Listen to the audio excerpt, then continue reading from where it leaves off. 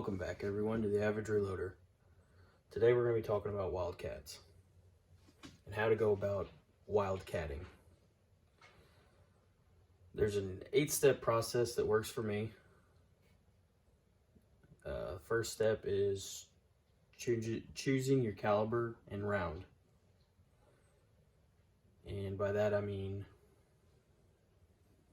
what caliber you want to shoot and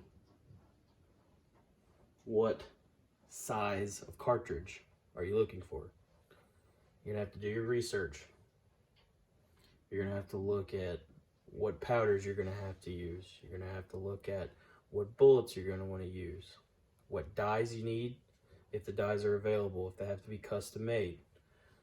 So what we got here is the 6mm Lynx AI, and this is a Wildcat from MDWS. The dies are custom made, and I specifically wanted this cartridge for shooting competition. It fits a 105 grain nozzle RDF in it, seated out there pretty far, works great for competition shooting. Right here, 6mm Mongoose, 85 grain Game King.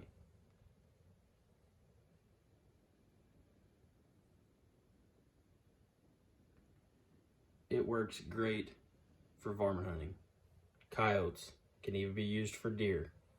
It's an all-around great cartridge. It shoots right around the 2,800 feet per second mark with an 85 grain bullet in a 223 case that's fire formed. I mean, you can't ask for much better than that. 25-45 sharps. Although still technically a Wildcat, it is kind of mainstreamed a little bit. Lee makes dies for that.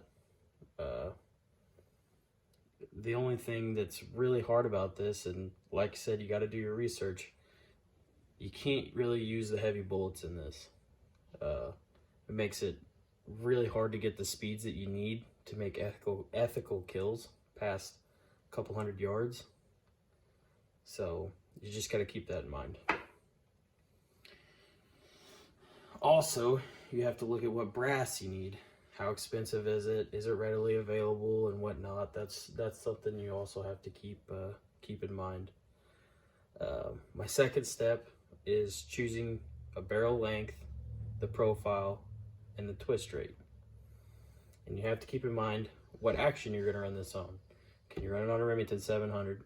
Is it going to feed reliably? Can you run it on a Savage? Is it going to feed good?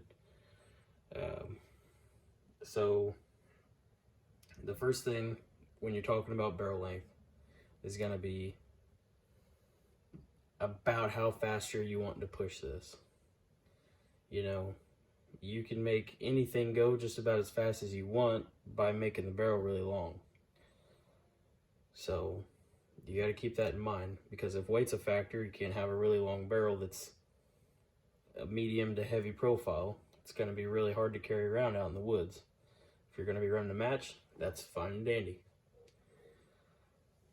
Profile comes into the account with barrel length, you know, depending on how long it is. If you're going to make it really long, but you're going to want to be carrying it around, you probably don't want a heavy profile on it. Maybe a medium to lighter profile. And then twist rate. Going back to step one, depending on what bullets you're going to use, you need to figure out what twist rate you need to run. So, like on my newest caliber, the 25 GPC,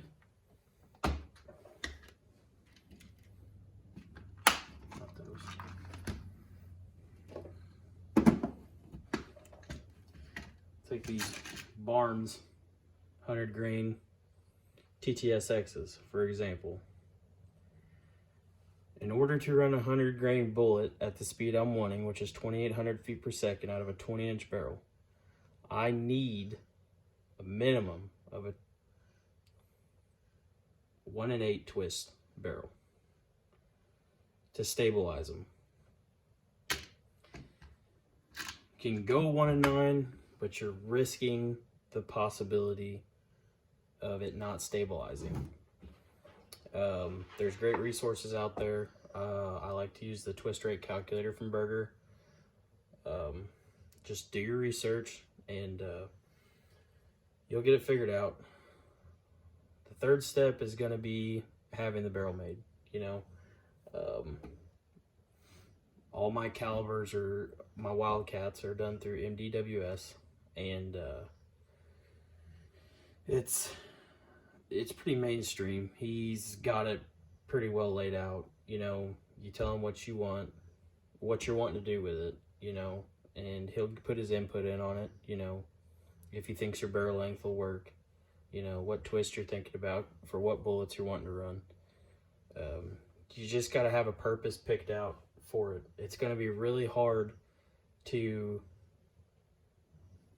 get something that's going to work if you don't know what you're going to do with it. You know, the purpose of me getting this 25 GPC was because I wanted to deer hunt with it.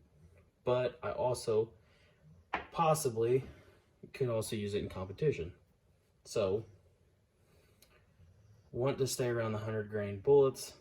Great for medium to small game. Great for distance, you know, several hundred yards, 500 yards. It's just one of those things, and you got to really pay attention to what you're wanting to do with it, you know. So I went with a 1-8 twist on it and a 20-inch barrel because I wanted to keep the weight down. I wanted to keep it short because I'm going to be packing it around. So find a reputable person to make your barrel. The other thing is going to be making sure to obtain a modified case if you don't have a no-go and a go gauge. I know it sounds kind of backwoods-ish, but a really easy way to set headspace with a fire-formed case is to just put a piece of Scotch tape, painter's tape, on the back side of the case. You set it, you put it in there without the tape on it, screw the barrel down, lightly snug the barrel nut up, close the bolt. Keep screwing the barrel in until it gets a little bit tight. Not too tight, then you back it off just a hair. Put the tape on there, put it back in there. If the bolt doesn't close, pull it back out, put it back in without the tape on there, and if it closes, you got your headspace perfect. That Scotch tape just takes up just 2 to 3 thousandths of an inch, which is all that your no-go gauge is compared to your go gauge. So, make sure to initially measure all of your bullets for your overall length in your modified case and to ogive. You need to know this measurement because you need to know where to start when you're doing load development. It's going to be critical to make sure you don't get your loads over pressured because you seated the bullet too deep into the lands. You don't want that. It can be very dangerous. So you want to get an idea where it's at. You want to back off from that. That way you got room to play. You got room for expansion. And you can start your load development that way. That's step 5. Step 6 is producing light loads to fire form a case or do load workup. You can choose either or. If you get the case fairly close with just sizing it, then you don't really have to fire form to do your load workup. I just start with your load workup. It's, you know, pretty straightforward. Number 7, load development.